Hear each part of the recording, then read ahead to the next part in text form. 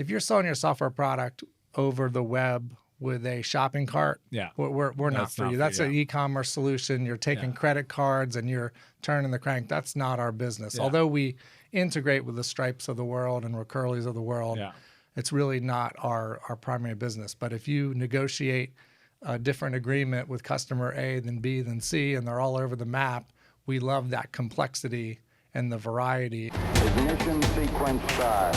3, 2, 1.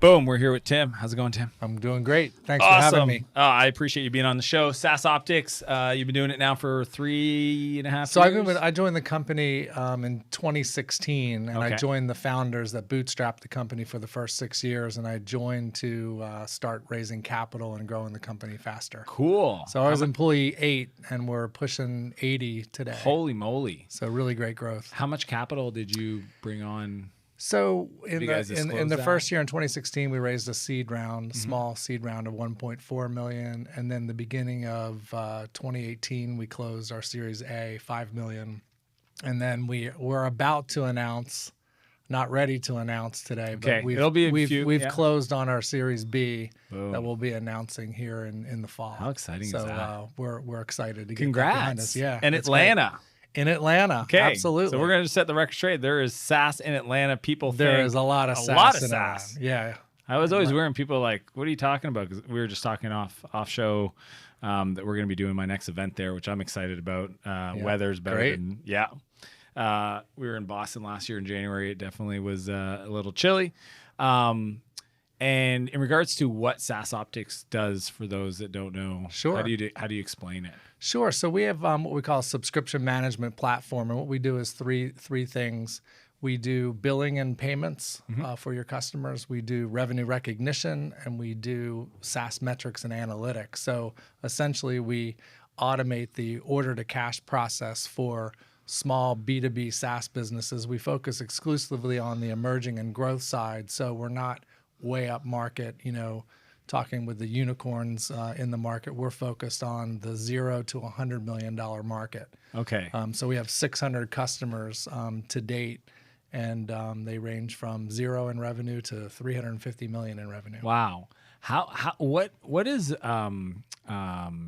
second thing you said? Cash consolidation?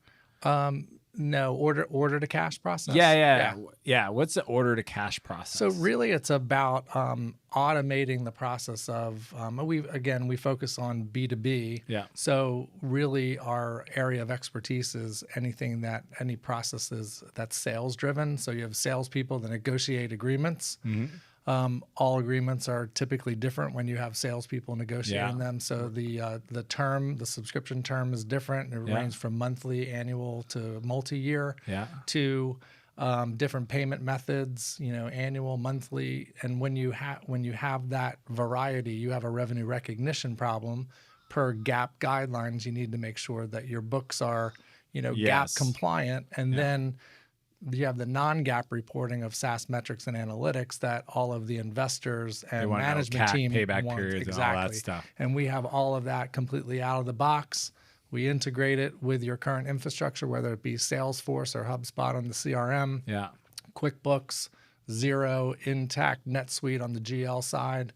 And we manage all really those customer records. And that's what makes you guys kind of different from other subscription platforms. Yeah, that and the fact that we actually are very innovative in our pricing model. So you don't have to be always innovative on the technology side. We actually innovated quite nicely on the pricing model. How does that look? We tie our license fees to our customers' revenue size. So if you're a $2 million company, you can license the platform for as low as $4,000 or $5,000 a year. Okay. If you're a $10 million company, it might cost you $13,000, $14,000 a year. So as our customers grow, we grow along with the customers. So they're not having to take a big bite. And then the other side of the equation is how quickly our customers can benefit from the application. We typically can implement our customers in less than 30 days. Some we've done over the weekend to get our customers live and completely integrated, and they're off to the races. A lot of the competitors on the higher end take 4, 6, 12 months to implement. Wow. And, you know, 50 And to this is like the $100,000. Zoras and like the big. That would be the Zors, the Intacs, the NetSuite, kind of the ERP type solutions on the one side. And then on our side, we are really, really nimble, very lightweight application that we can get implemented in a matter Did you say of weeks. 80 employees? How many? 80. How do you grow? What did you do to pull that off? It's hard. You know, the labor market, as you know, is tight and tighter. Engineering talent is hard to find. We've definitely accelerated that in the last year, but mainly we've been focused on the go-to-market side with salespeople, marketing people, business development group. So really just this half of the year have focused on increasing our sales capacity by about 150%. So we went from 4 sales reps to now 12 sales reps. Okay, so in the previous years, most of those people were on the engineering side, customer success. Yeah, engineering, customer success. We probably had 3 to 5 sales people. Is it mostly referral, organic, inbound? So about 40% of our revenue today is made up of coming from inbound leads. So we've traditionally done a really good job with kind of getting inbound requests. Yeah. But as you grow the sales team that much, there's a lot more mouths to feed. Yeah, so we're doubling down on the marketing side, but we rely more and more on our account executives sourcing their own business and closing the business as much as we are trying to crank up the marketing lead machine, as well as our business development reps that kind of do outbound. Yeah. People, I've talked about this with a few other founders in the SaaS space. How big is how many SaaS companies you feel there are in the world? So we've done quite a bit of research, as you might It's imagine. your business. And, investors might ask that question quite a lot, but we've done research and we're pretty adamant that the B2B SaaS market is about 30,000 businesses globally. That's the number I had, about 25,000. About 15,000 in North America and 15,000 rest of the world. You only have about 55 SaaS businesses that are public. You have another 150 to 200 Did you say 55? There's only 55 that are public.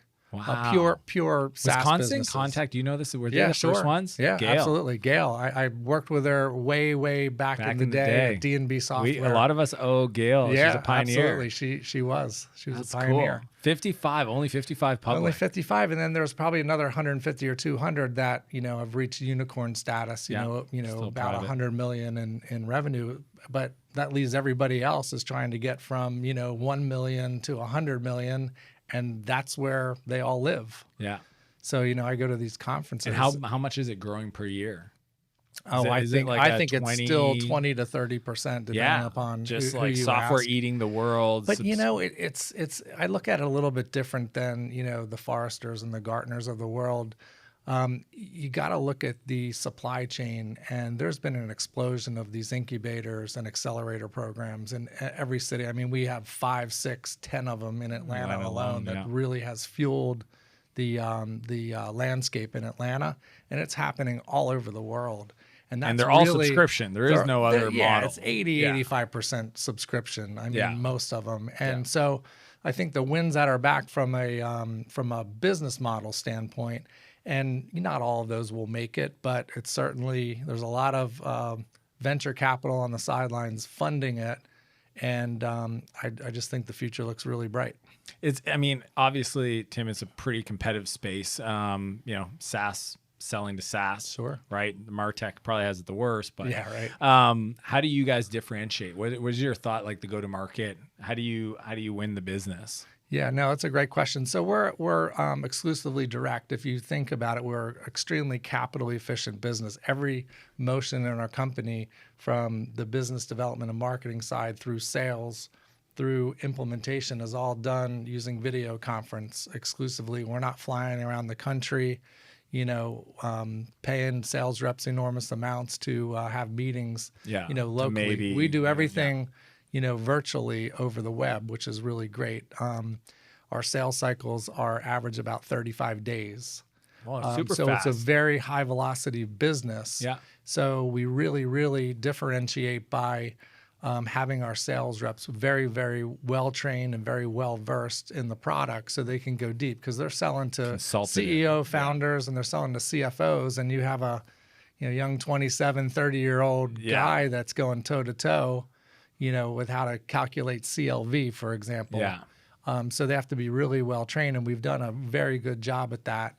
And we don't even have traditionally you have systems engineers that help the salespeople go deep on functionality. We don't have any of those. You leave it with the account exec. So yeah, it's a very, very quick sales cycle, and you show the product and it resonates and goes. So, but our focus is on the side of B2B, that's sales negotiated agreements. If you're selling your software product, that's the unique hook. If you're selling your software product over the web with a shopping cart, we're not for you. That's an e-commerce solution. You're taking credit cards and you're turning the crank. That's not our business. Although we integrate with the Stripes of the world and Recurleys of the world, it's really not our primary business. But if you negotiate a different agreement with customer A than B than C, and they're all over the map, we love that complexity and the variety, and because we're very, very agile and easy. Do you allow the customers? Is the legal part in your platform? It is not. We can store all the agreements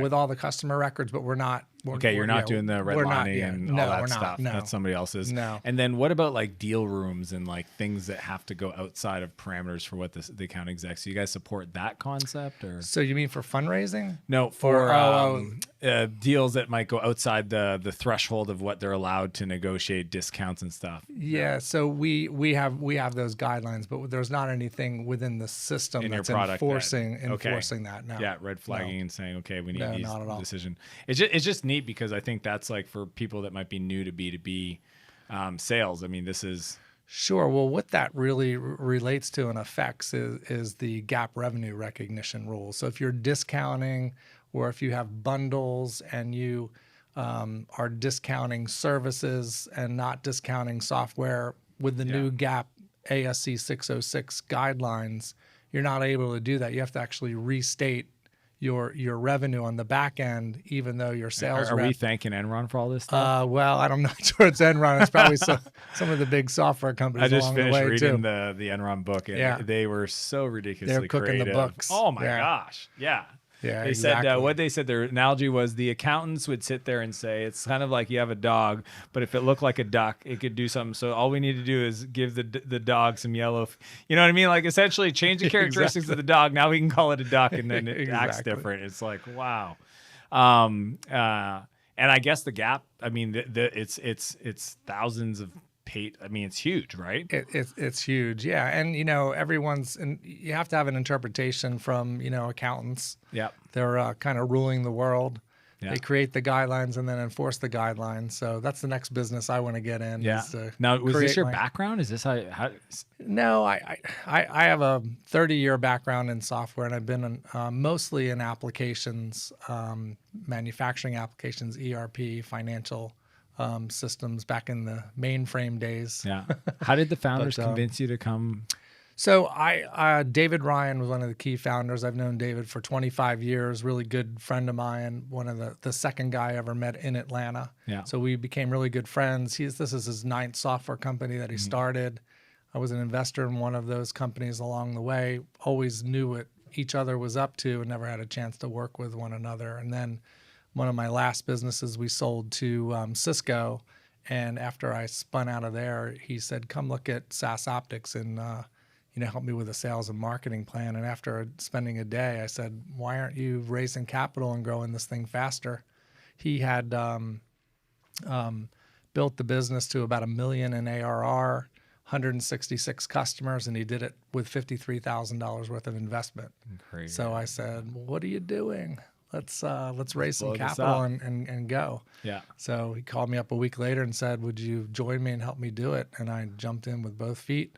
Was it the relationship side? Because I mean, a lot of founders listening to this love a team. Yeah, I mean, it's a lot of it's based on trust. You've seen performance over time. But we've never worked together, so that was obviously something new that we needed to work out. But the trust relationship was there, and so we started working on the business, and he's the founder. He knows everything about the business and can do every function in the business, which is great to have, because as we're scaling, you know, there's things that go off track, and he can go apply his his experience in the parts of the business. Like special projects. Yeah, exactly. Yeah. Yeah. Because the founder, I mean, it's interesting. So he's still involved in the Oh, business. yeah. So that's he's super cool very, for very you. involved. Yeah, absolutely. And what are the things that you've seen that, you know, obviously the product has to product market fit, et cetera, Sure. sales, but what are you doing as an organization to kind of, when you grow so fast, like how do you think of leadership at that level? Sure. Well, it's an evolving thing, and you know, don't think about it probably quite as enough as I should, but it's evolved, and you know, it's a little bit easier when you have 30 people in the company than you do 80, and we've evolved. We have And are all 80 in Atlanta? Yeah, and we're actually resisting the urge to do what others have done and have a completely decentralized remote workforce. I'm old school. I cool. can't put my head around it yet. Yeah. And I think, you know, what we've really considered is we'll do that until we can't hire really good people locally anymore, and we'll start to, you know, expand out into various different geographies. But right now it's still working great. But, you know, we have a great cadence of internal meetings. All of our different organizations do, you know, daily stand-ups. We have a weekly management team meeting. We had a monthly stand-up meeting for the entire company. Like an all hands. All hands, but those started getting kind of repetitive. And, you know, we really... If you're communicating the right rhythm, sometimes it's like, well, you already told us that stuff. You know. Exactly. So that cycle we're reworking. We went to a monthly newsletter, for example, and have a quarterly all hands meeting. So we're working our way through it to keep it interesting and not mundane and repetitive, and no one remembers what the heck you said. Who taught you your leaderships? Did you have like somebody, a mentor? So one of my mentors was a guy by the name of Tom Noonan. He's an investor in our company. Tom was the founder of Internet Security Systems in Atlanta. I joined the company as employee 13 and ran global marketing for the company, and grew it to about $300 million in revenue, and we sold it to IBM for about $1.9 billion in 2006. So you work with Tom. You were employee 13? Yes, I was. Yeah, and then we did Julex after that, and ran that business for about 3 years and sold it to Cisco. Wasn't quite a $1 billion, but still. Whatever. It was a great. And great Tom was ride. involved in that company as well. Yeah, he was one of the founders as well. We joined. We found two of our security engineers that were in Germany that had a new idea, and they were trying to. It's kind of IoT before IoT was cool. Yeah. It was an energy management solution that could detect any IP connected device, you know, across the network, and be able to understand its utilization and energy consumption, and then we could turn things on and off remotely or put it in a lower power state. Wow. And it would have been really great if the United States cared about saving energy. Yeah. But it was really, you know, very popular in Europe. Yeah. And we were co-selling a lot with Cisco in Europe. Yeah. Because the kilowatt hour is 30 to 40 cents. A lot more expensive. So they really used our solution to help sway these big infrastructure deals, and we convinced them over time that they needed to own us. For sure. So, but what did Tom teach you from a leadership? Like, if you said, like, here are the three things I took away from it. It's really the number one thing, and the last thing is all about culture. Yeah. You got to build a great company culture. You work so many hours that if you don't like the people you work with or don't like being there, then what's the point? I mean, it's all about the journey, not the destination. And we just really built a great company that everybody liked each other.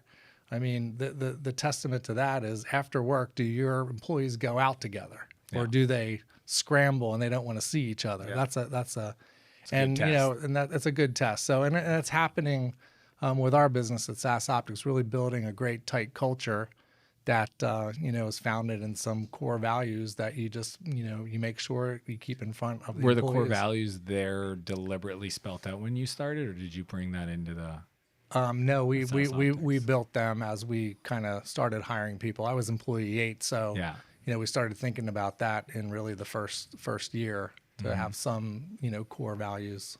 And So- do you, is this something that you you instill? Like you say, hey, these are the values I think we should have, or how do you come to? So it's in all of our onboarding presentations with our new employees. We have an award we give out every month that kind of embodies those, So an individual, either one or many of those values, and try to back that up, and with real clear examples of kind of employee performance. That's cool. But there's probably so much more to do, but we do what we can. What do you guys do that's a little different or unique from a culture point of view? Do you guys like sponsor any committees, or like, is there anything you guys do that? I guess we have a lot of different fun events that we do as a business, whether it's, we typically try to do something quarterly, get the company together and go do something fun, whether it be a picnic or Top Golf or casino night or See, this is trivia, stuff that trivia doesn't night. happen when you have a distributed team. Yeah, you can't do that. I mean, you're not gonna gonna pop fly up everybody Skype in. and Zoom and watch everybody have fun. Yeah. So those are the things that we really work on, and it's really good. And we try to deliberately cross-pollinate the team. So like trivia night, we deliberately had teams of engineers and marketing people and salespeople commingling that would never really Otherwise talk to each other. So we try to do it. So it's working so far. How do you guys? How many departments do you have, and what are they called in your organization? Like, So we have sales, and we have the business development team, which is part of sales. We have marketing, we have engineering, we have product management, and we have customer implementations. We have data migration services, and then we have our customer support team, technical support team that takes all the inbound. And where does the support? Who does that roll up to you, or does that roll into? Yeah, so it rolls. implementation? So our founder, David, is the COO. So a lot of that back office, from product through to support and implementations, roll up to David, and I have the marketing and sales side That's cool. of the organization. Yeah. So culture was a big thing that your essentially mentor Tom taught Yes. you. Anything else? Not that I can think of, but it's really all about Just watching him execute. the cadence and just the public speaking side of it and being prepared. I mean, taught me a lot about you can't just go up and wing it. Although he was really good at winging it, is usually very well After a lot of prepared and preparation. scripted. Yeah. That you didn't see. Yeah. But Made it look that's like you what winged it. exactly. Yeah. That's what it takes. That's cool. And what do you think? Great SaaS companies, because obviously you have a lot of them as customers. What are they doing right in the market today? And I don't know how much insights you have into their businesses, because you see the financials, but maybe not the activities. Right. What do you think some of these fast growing companies are doing that are contributing to their growth? Like, what's the is there any strategies or thoughts? I think it really comes down to their market segment, and were they an early mover in that segment or not? I mean, that spells a lot of it. If you're one of the first there, like Sales Loft in Atlanta, for example, they certainly have competitors, but they're in a market niche that's just on fire. And so it's really about capturing that and really being very disciplined on how you operate the company, from the meeting cadences through to where you place your investments. It's a balance of all of that. Yeah, but it's interesting you say that, because how many email automation tools are there? So it's like, if you add another one, that's a pretty competitive space. Oh, definitely. Whereas if you look at ABM Terminus is in Atlanta, if you can find one of those trends, in that, at least that's the beginning of a good decision, and then operational excellence. Yeah, and it's also all about it's a lot about fundraising as well. Yeah. I mean, if you have a very compelling product and you're early enough, and you can convince investors quicker than the others, and get executing faster, makes Instead a world of spending of most of your time on fundraising. Exactly. Yeah. And we've been really fortunate where our fundraising cycles have been very, very short. After the seed round, I'll admit is longer than we thought. But coming from bootstrap land to getting funded the first time takes a little bit of time, but we're over that hump, and we got a great partner in Atlanta, Fulcrum Equity Partners that we really like. That's awesome. Yeah. Tim, one question I love to ask leaders, CEOs is, looking at your journey, operating companies as an entrepreneur, who did you need to become to be the CEO of a growing SaaS company at SaaSOptics? Like, what were some of the things that weren't obvious, personal side, that kind of thing? Yeah, no, I think it's about discipline and actually knowing what your strengths are and what your weaknesses are, and making sure that you fill the weaknesses with the right people. It's not enough to get the right people on the bus. You got to put them in the right seats and make sure that everybody's executing. So it's a lot of knowing what you're good at and what you like to do, and giving up and giving it to the people that are deep with the expertise. How have you gotten that feedback of like the strengths versus weaknesses? Because I mean, sometimes as individuals, we're blind to it. Yeah. Like, do you solicit it, or how do you? Sure, I think it's a lot of self-awareness. I mean, you have to have a good dose of that and be self-aware. But yeah, along the way, whether it be Tom Noonan or Dave Ryan, our founder, just be honest and tell it like it is. I mean, we're all here for the same reason, to grow the company and improve. So it is about continuous improvement, and just check your ego at the door. Yeah. and just go. That's awesome. So, yeah. Tim, I really appreciate you coming on. Yeah, thank you. you. Where do people find you? Where do they go online? They go to www.SaaSOptics.com. We're going to link this below. Absolutely. I know you're on LinkedIn. Really appreciate it. I appreciate it. Thanks for having me. Thanks for watching this episode of Escape Velocity. Be sure to like and subscribe, and leave a comment with your biggest insight from our conversation. Be sure to check out the next episode.